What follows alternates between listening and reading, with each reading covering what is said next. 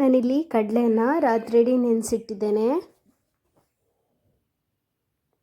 Hello ಸ್ನೇಹಿತರೆ, welcome to my YouTube channel ಕೇನೆ ಸೂರಣಗೆಡ್ಡೆ ಸಾಂಬಾರು ಮಾಡುವ ಅಂತೇಳಿ. ಇದು ನಮ್ಮ ಗದ್ದೆಯಲ್ಲೇ ಆದದ್ದು. ಸೊ ಇದನ್ನು ಎಲ್ಲ ಸಿಪ್ಪೆ ಎಲ್ಲ ತೆಗೆದು ಕ್ಲೀನ್ ಮಾಡ್ಕೊಳ್ಬೇಕು ಫಸ್ಟಿಗೆ.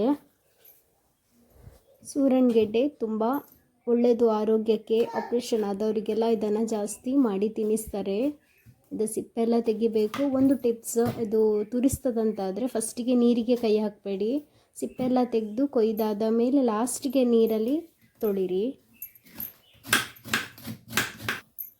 ಇಲ್ಲಿ ನಾನೆಲ್ಲ ಕೊಯ್ದು ಇಟ್ಕೊಂಡಿದ್ದೇನೆ. ತೀರಾ ದೊಡ್ಡದು ಅಲ್ಲ, ತೀರಾ ಸಣ್ಣದು ಅಲ್ಲ, ಮೀಡಿಯಮ್ ಸೈಜಲ್ಲಿ ಚೆನ್ನಾಗಿ ಮಾಡಿ ಕೊಯ್ದು ತೆಗೆದಿಟ್ಕೊಂಡಿದ್ದೇನೆ.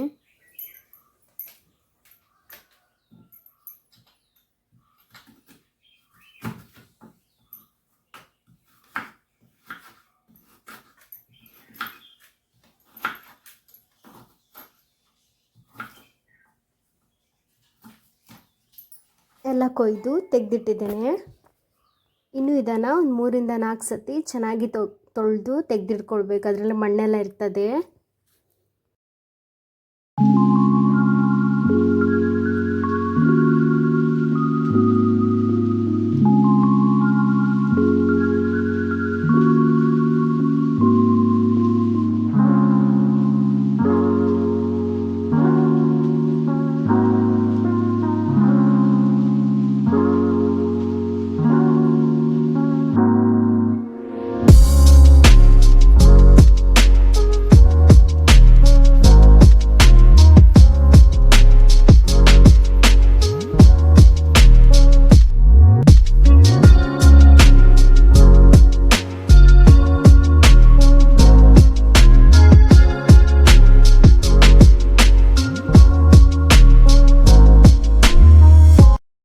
ಇದಕ್ಕೆ ಸ್ವಲ್ಪ ನೀರು ಹಾಕಿ ಬೇಯಿಸ್ಕೊಳ್ಳುವ.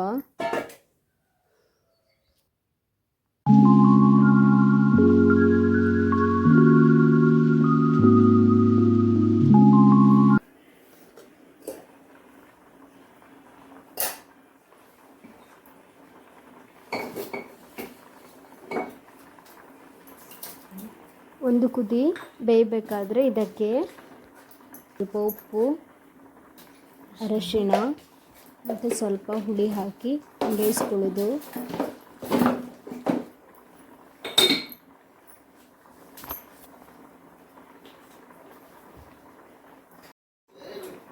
ಹುಳಿ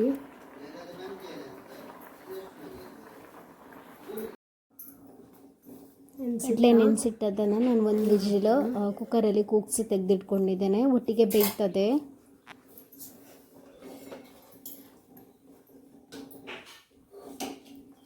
ಇದು ಬೇಯ್ತಾ ಇರಬೇಕಾದ್ರೆ ನಾವಿನ್ನು ಮಸಾಲೆ ರೆಡಿ ಮಾಡುವ. ಚೆನ್ನಾಗಿ ಬೇಯಲಿ, ಅಷ್ಟರೊಳಗೆ ನಾವು ಒಂದು ಇದಕ್ಕೆ ಮಸಾಲ ಮಾಡಿಕೊಳ್ಳುವ. ಇಲ್ಲಿ ನಾನು ಗ್ಯಾಸ್ ಹಚ್ಚಿ ಗ್ಯಾಸಲ್ಲಿ ಒಂದು ಪ್ಯಾನ್ ಇಟ್ಟು ಪ್ಯಾನಿಗೆ ಸ್ವಲ್ಪ ತೆಂಗಿನೆಣ್ಣೆ,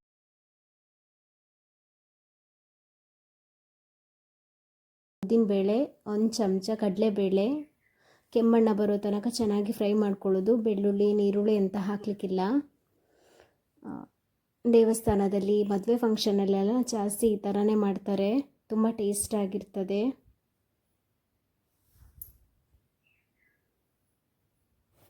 ಇದು ಕೆಂಬಣ್ಣ ಬಂದ ಮೇಲೆ ಒಂದು ಪ್ಲೇಟಿಗೆ ತೆಗೆಯುವ. ಇದಾಗಿದೆ, ನಾನಿಲ್ಲಿ ಪ್ಲೇಟಿಗೆ ತಗೊಳ್ತಿದ್ದೇನೆ. ನೆಕ್ಸ್ಟ್ ಅದೇ ಪ್ಯಾನಿಗೆ ನಾನಿಲ್ಲಿ ಒಂದು 6-7 ಒಣಮೆಣಸನ್ನು ಹಾಕಿ ಚೆನ್ನಾಗಿ ಹುರ್ಕೊಳ್ಳೋದು. ಸಿಮ್ಮಲ್ಲಿ ಇಡಬೇಕಿಲ್ಲ ಇರೋದು.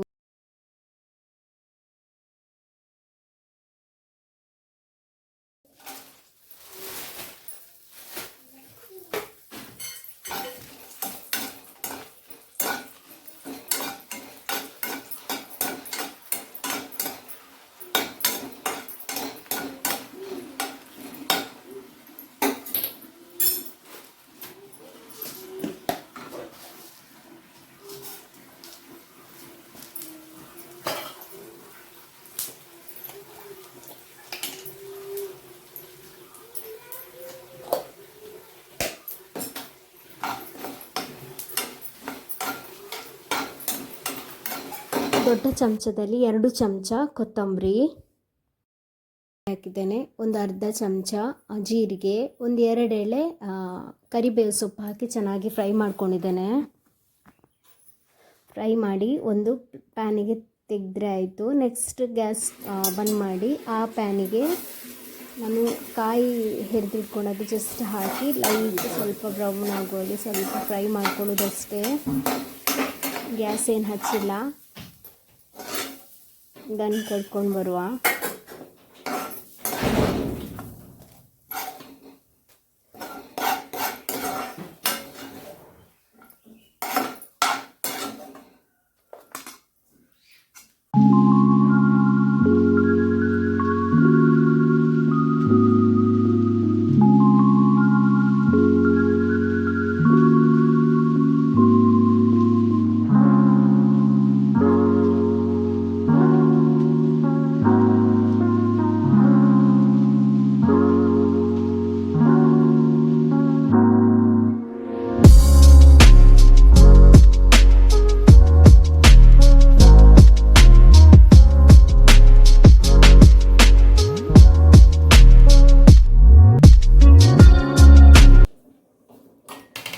ಇದೆಲ್ಲ ಬೆಂದಿದೆ.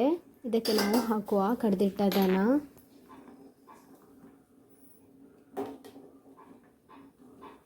ತುಂಬ ನೀರು ಹಾಕಬೇಕಂತೇನಿಲ್ಲ, ಗಟ್ಟಿ ಇದ್ದರೆ ಒಳ್ಳೆಯದು.